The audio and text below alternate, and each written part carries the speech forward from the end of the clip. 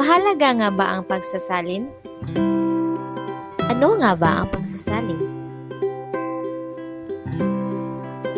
Ayon kay DRT 2014, ang pagsasalin ay isang proseso ng paglilipat ng mga salita o mensahe sa kalapit na katumbas na diwa ng gamit ang ibang wika. Ayon kay Eugene Nida 1964, ang pagsasalin ay paglalahad sa tumanggap ng wika ng pinakamalapit na natural na katumbas ng mensahe ng simulang wika.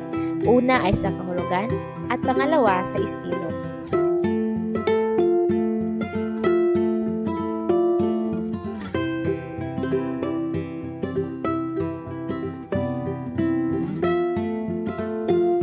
Napakahalaga ng pagsasaling wika upang mailapat ang mga naimbak na karunungang nasa mga aklat na nasusulat sa Ingles at iba pang intelektualisadong wika.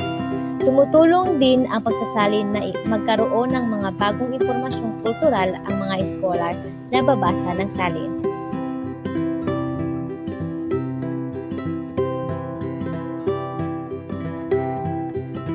Ang pagsasalin ay nakatutulong sa pagbibigay ng mga bagong kaalaman sa isang lugar.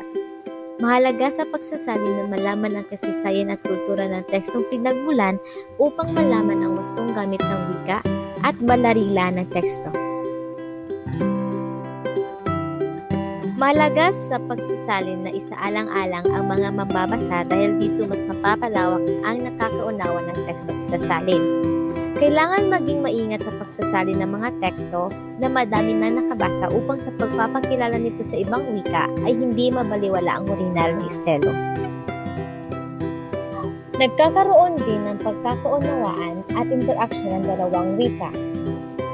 Nagagamit ang pagsasalin upang makabuo ng panibagong interaksyon sa pagitan ng magkaibang lugar.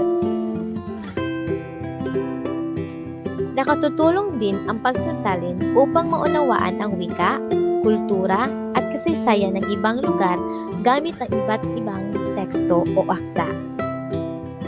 Ang pagsasanay sa pagsasalin ay isang mahabang proseso upang ang isang tao ay maging eksperto o may kasanayan sa pagsasalin.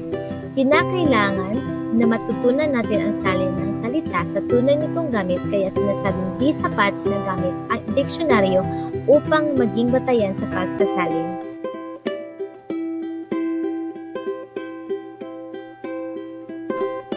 Maraming salamat!